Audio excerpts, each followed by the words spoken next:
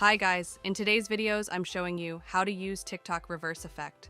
The process is straightforward and effortless, and for using this filter, the first thing you will do is open your TikTok application. After it opens, record a video on your TikTok by tapping on this plus sign, which is on the bottom right. Now for recording video, swipe it to the right side. And here we can record our video. The first thing you will do is tap on this capture button and record your video, just for showing you the effect. I will count from 1 to 3.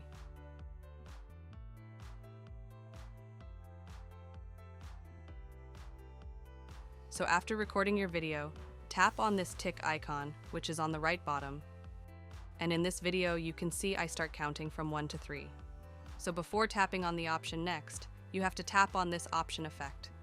You can see this on the right side of your mobile screen, and you will see some effects: trending, new, transition.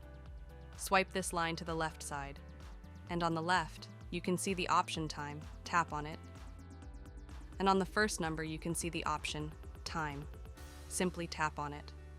Here you can see the reverse effect has been applied on my video, and in the video, you can see now I start from 3 to 1. So it was the basic way by which you can use the reverse effect on TikTok.